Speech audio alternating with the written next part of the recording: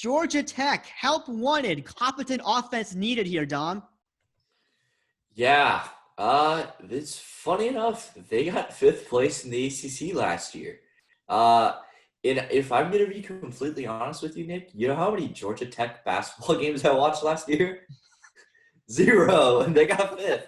So I was shocked when I found out they finished above NC State.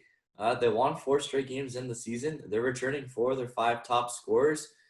You mentioned they don't put up a lot of points. They're basically UVA. That's like they're a poor man's UVA. Let's put it that way. Uh, they don't score a lot, but when you return 4 of your top 5 scorers, you never know. They could take a step up. I don't know. Georgia Tech could be a top 5 team in the ACC again. Probably not with UNC being good, but they're returning a lot of guys, and they were playing well down the stretch. I don't see why not. You're totally right. They don't put up a lot of points, but Georgia Tech, sting them. Yeah, I mean, it's one of those things to where that's the level of parity that we had in the ACC, and if you have that much parity, just win your games and you're going to be fine, and that's the way Georgia Tech sort of operated in the ACC. However, they still probably didn't do enough to get into the NCAA tournament regardless. And again, that offensive struggle that they had, definitely part of the reason why, but also losses to teams like Georgia and Ball State. Those were a couple of losses that they definitely didn't need to have on their plate if they were going to make any sort of progress. Also losing to Pitt on the road, that never didn't really help their case at all.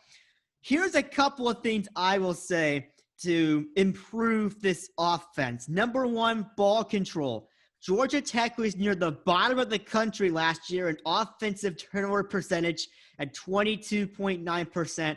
That was only good enough for 345th in the country last season. That's going to have to improve by a big, big margin. And your next big thing for you to improve is the three-point shooting. 31.1% last year from three.